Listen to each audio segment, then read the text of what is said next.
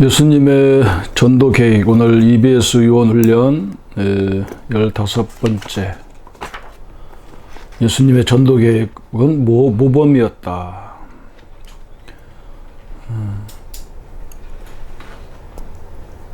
예수님의 전도 계획은 세상의 어떤 교육하고 비교가 안 되는 것이 전혀 반대죠. 다른 데는 학교를 세우고 학생들을 모집하고 그래서 가르치지만 예수님은 원하는 자를 불렀다. 또 예수님의 교육은 이렇게 강의식이 아니고 직접 이렇게 보여주는 모범을 이게 같이 동거하면서 하는 교육이었고, 또 오늘 세 번째는 모범을 보여줬다. 이렇게 하라는 게 아니고 직접 당신이 하는 것을 했다는 거죠. 그래서 우리가 전도자들은 우리가 잘못하면, 우리가 다락방 전도 운동을 하면서 이제 최초로 유 목사님이 다락방 전도 운동을 했다고요. 지금 유 목사님 모습을 보면 안 되고, 조그마한 부교육자 생활을 할 때부터 어떻게 뭐 했는가를 그걸 봐야 돼요. 사람들은 거기다가 지금 모습을 보고 이렇게 뭐 유명하게 어디에 사람들 모아놓고 강의하시는 것만 보는데, 부목할 때 이렇게 말씀하시잖아요. 가끔 이렇게 전도사 때 말씀하고, 우리가 그때 모습을 볼 수 없지만 그때 이야기를 들으면서 아, 우리가 지금 뭘 놓쳤구나, 이걸 알아야 돼요. 거의 대부분 사람들이 요셉처럼 총리가 되는 생각만 하지, 요셉이 겪었던 그 여정은 생각을 안 하잖아요.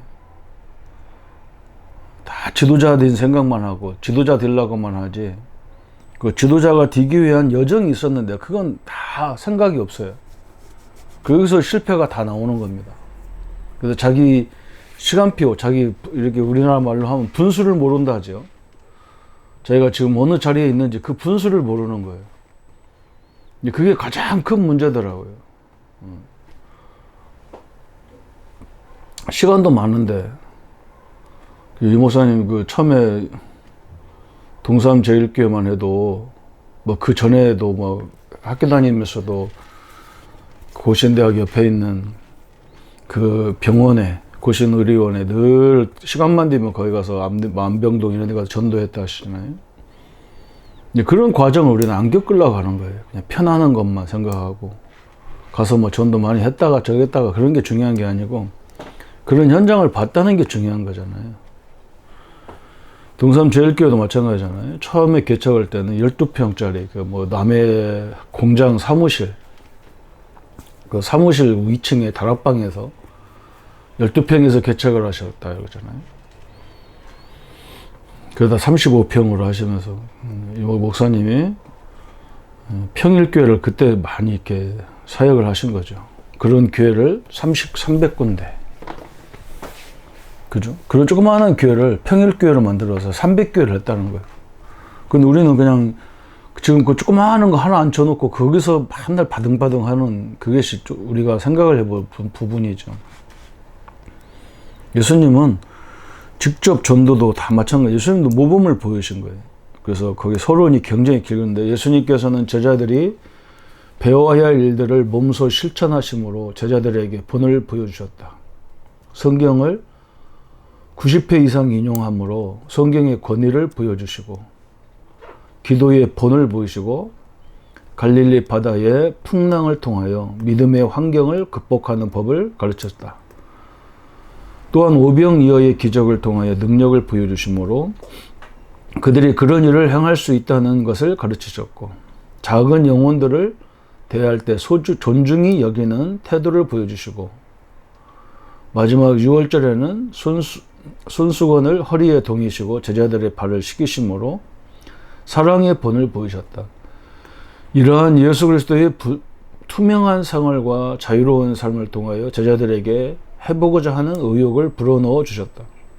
또한 예수님께서는 질서 가운데 사셨으며 겸손과 동시에 지혜로운 판단과 지식을 적정하게 사용하심으로써 세상에서 어떻게 살아야 되는 것을 보여주셨다. 또한 예수님의 삶을 우리가 적용할 때 한마디로 적절한 표현을 한 사도 바울은 내가 그리스도를 본받은 자 된 것 같이 너희도 나를 본받은 자 되라고 한 정도가 되어야 된다 그랬어요.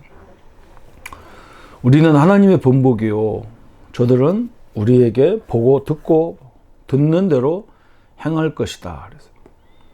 우리가 훈련시키고 있는 그들에게 올바른 본을 보여주는 것은 우리의 의무이다. 이것은 사실상 성령께서 우리 내적 사람을 깊이 감동시킬 때만 외적으로 향할 수 있는 사역이다. 우리는 부단히 온전하신 주님을 닮아가는 생활을 통하여 다른 사람에게 제자로서의 시범을 보여줘야 된다 그랬어요. 예수님은 교육 자체가 그랬어요. 다른 사람은 완전 다르죠. 우리도 이제 그런 것들을 잘 보고 앞에서 지도자가 하는 모습이 그게 우리가 따라가야 될 모습이에요. 앞에서 크게 외치면 크게 외치고 뒤에서 천천히 하면 천천히 가고 그게 다 필요해서 하는 거거든요. 다 필요해서. 그런 것들은 안 따라가고 그런 것들을 자기 스스로 뭘 찾으려고 하면 힘들죠. 그 첫 번째 우리는 복음서를 통하여 예수 그리스도의 제자들에게 본을 보이신 모습을 찾아볼 수가 있는데 마태복음 4장 4절, 7절, 10절 마귀에게 귀신 들린 사람에게 마귀가 와서 시험할 때 그죠? 그냥 뭐 나가라 들어가라 결박받아라 한 게 아니고 말씀으로 이게 딱 잡았단 말이죠. 말씀으로 사단을 이기는 그런 장면을 예수님이 직접 보여주셨어요. 그게 굉장히 중요하죠, 그죠? 예. 우리가 이렇게 자꾸 이렇게 성도들이 어떤 사람은 혼란한 사람이 있어. 막 이렇게 구원을 받았나 안 받았나 막 이렇게 헷갈리고 자기 스스로가 그래. 스스로가 남이 이렇게 물어보지도 않았는데 자기 스스로가 헷갈릴 때가 있다. 그게 사단 역사잖아요. 그때 그냥 나는 하나님의 자녀다가 아니라 말씀을 근거가 가지고 얘기해야 돼. 성경이 영접하면 하나님 자녀라게 했는데 내가 왜 이렇게 갈등하지? 그래야 되죠. 아니 누구든지 주의 이름 부르면 구원이라 했는데 내가 왜 갈등하지? 이래야 되잖아요. 또 마태복음 14장, 마가복음 1장 35절, 누가복음 6장 12절 기도의 본을 보여주죠. 기도의 본. 또 마태복음 8장, 마태복음 17장에 보면 또 치유하는 사역을 보여줬어요. 또 누가복음 18장 15절에 보면 아이들이 와서 예배 시간에 시끄러우니까 얘들을 내쫓으려고 그러죠. 그때 예수님이 그거잖아요. 이 어린아이 한 영혼의 그 사랑 그것이 얼마나 소중하냐 그걸 보여주셨어요. 또 마태복음 26장 39절부터 보면 예수님의 고난 그것도 다 예수님 제자들이 봤어요. 예수님의 고난도. 그러나 그 고난으로 끝난 거라면 아무것도 아닌데 예수님이 부활도 봤잖아요. 제자들이. 또 예수님의 승천도 봤어요. 우리도 그렇게 된다는 얘기죠. 또 요한복음 13장 1절부터 15절까지 보면 세족식을 보여줬어요. 예수님이 직접 제자들의 발을 씻기셨다.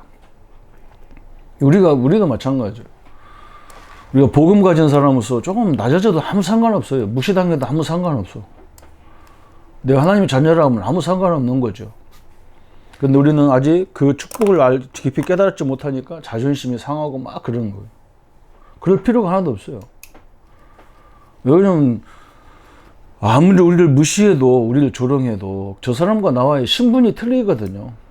좀 마귀 자녀고 하나님 자녀인데 우리는 뭐 천국 갈 보장이 있는데 그 소원할 것도 하나도 없는 거예요. 그 사람이 없는 사람이 불쌍하지 있는 사람이 왜 불쌍합니까? 우리는 예수님의 본을 이렇게 보여야 되고요. 두 번째는 많은 그리스도인들이 빚진 생활로 모범을 보이지 못함으로 불신자들에게 복음 조롱거리가 되는 거죠. 그래서 길이 막히고 불신자들에게 그래서 복음 증거의 길이 막히고 연약한 그리스도인들에게 실망을 주는 경우가 많다. 당신의 경우는 어떠한가? 다음 성경구절을 찾아 정리하고 자신에게 적용시켜 느낀 점을 말해보세요. 그래서 누가복음 11장 1절에 내가 마음으로 받고 전한 것처럼 너희도 그렇게 하라. 그랬어. 예수님이 내가 바울이 그런 거죠. 내가 이 복음을 받은 것처럼, 그죠? 너희들도 이렇게 하라. 바울이 당당하게 내가 복음을 증거한 것처럼 너희도 증거해봐라. 우리가 그렇게 하고 있느냐는 거죠. 빌립보 3장 17절에 거기도 바울이 복음을 깨달은 그 역사들을 얘기하잖아요. 그런 얘기예요. 바울이 당당하게 복음을 말한 거. 어느 정도로 복음의 깊이를 알았냐면, 복음을 알고 보니까 다른 것은 다 배설물이다 할 정도로 바울이 복음의 그런 결론을 얻었잖아요. 그리고 데살로니가서 2장, 디모데후서 1장 그런 데 쭉 보면 또 빌립보 4장에도 보면 바울이 감옥 속에서 제일 많이 말했던 것이 감사하라. 감사하다. 참 희한한 말을 했죠. 그죠? 또 바울이 제일 많이 한 게 뭐냐면 교회와 제자들을 위해서 기도한 거예요. 항상 바울의 기도는 제자들의 이름이 따랐어요. 그게 또 굉장히 중요한 기도죠. 이게 바울은 삶의 모범, 전도의 모범, 기도의 모범 이런 것들이 또 실질적으로 그냥 가식적인 감사하고 가식적인 찬양이 아니라 감옥 안에서 하나님을 찬양할 정도로 감사할 정도로 이런 삶을 살았죠. 그럼 나의 결심은 뭐냐? 나의 주님을 따르는 제자로서 다른 그리스도인과 불신자들에게 본이 되어질 뒤지 못할 것들을 반성하고 구체적으로 다음과 같이 생활하기로 결심합니다. 우리는 누가 보더라도 우리가 완벽할 수는 없어요. 그렇지만 나도 저렇게 저 정도는 살아야 되겠다. 이런 생각을 갖도록은 해야 되겠죠. 예수님의 전도 방법은 첫 번째 선택하셨고, 그죠? 부르셨단 말이에요. 그리고 동거하셨다. 같이 다녔단 말이에요. 같이 살았어. 그 실질적인 걸 다 같이 있어 보면 이 사람이 생활이 어떤 건가, 뭘 생각하고 있는가 이런 것들을 거의 알죠. 그 사람 성격도 알 수가 있고 그런 것들을 교정시켜주는 작업을 했고 또 모범을 보이죠. 직접 기도하는 거, 전도하는 거, 성도들을 대하는 거 이런 걸 다 모범을 보여줬다는 말이죠. 그래서 예수님의 교육은 최고의 교육이었어요. 그걸 따랐던 바울도 마찬가지예요. 예수님과 공생에 3년 동안 함께 하지 않았지만 바울도 거의 예수님 모습과 같은 전도자의 길을 걸었어요. 하나님의 가장 큰 축복이죠. 우리도 100%는 못 따르더라도 그죠? 우리 전도자들이 걸었던 그 역사를 보면서 가보면 표시가 나요. 이렇게 저도 이렇게 복역자 생활하고 쭉 하면서 우리가 누구를 볼 수 없잖아요. 그래서 내가 이 다락방 운동하면서 그냥 우리가 어떤 방법이 아니라는 걸 내가 보고 우리 전도자의 전도사 때 신학교 다니면서 하는 것을 어떻게 하셨는가, 부모할 때 어떻게 하셨는가, 개척하면서 어떻게 했는가 이런 것들을 쭉 보니까 많은 도움이 되더라고요. 많은 도움이. 그 성령 역사는 똑같아요. 그래서 하나님의 계획들을 확인할 수 있는 축복의 삶이 되기를 예수님의 이름으로 축원합니다. 예수님 감사합니다. 우리에게 예수님을 통해서 전도자의 걸음을 보게 하시고 또 하나님이 복음을 가지고 그대로 또 삶 속에서 말씀, 기도, 전도의 삶을 살고 있는 우리 전도자들의 모습이 우리 성도들에게 또 전도자들에게 우리 후배들에게 또 많은 모범이 되어지고 증거거리가 될 수 있도록 역사해 주옵소서. 겸손하게 하시고 그러면서도 확신 있게 이 복음을 땅끝까지 증거드릴 수 있도록 237과 5천 종족에 증거될 수 있도록 역사해 주옵소서. 예수님의 이름으로 기도합니다. 아멘.